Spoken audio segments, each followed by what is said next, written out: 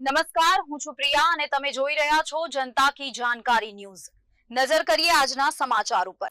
જૂનાગઢ તાલુકાના વિજાપુર ગામ ખાતે આવેલ સાંત્વન વિકલાંગ ટ્રસ્ટ અતિ ગંભીર વિકલાંગ બાળકોની સંસ્થામાં યુકે સેવા સમિતિના શ્રી કિશોરભાઈ વાઢિયા દ્વારા યુકે સેવા સમિતિના જૂનાગઢ શહેરના પ્રતિનિધિ શ્રી યતીનભાઈ કારિયાના સંકલનથી સંસ્થાને 2 એર કન્ડિશન એસીનું લોકાર્પણ પૂર્વ ડેપ્યુટી મેયર શ્રી ગિરીશભાઈ કોટેચાના વરદ હસ્તે કરવામાં આવ્યું।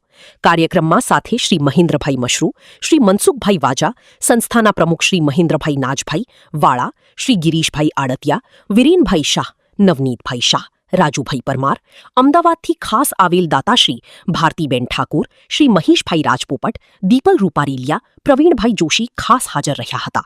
સંસ્થાના બાળકો પણ આ સુવિધા મળવાથી ખુશ થયા હતા। પ્રમુખ શ્રી મહેન્દ્રભાઈ પરમાર દ્વારા દાતાશ્રી તથા શ્રી કોટેચાનો આભાર વ્યક્ત કર્યો હતો। શ્રી કોટેચાએ બાળકોની ખુશીને પોતાની ખુશી જણાવી સંસ્થાની સેવાને બિરદાવી હતી। રાધેશ્યામ।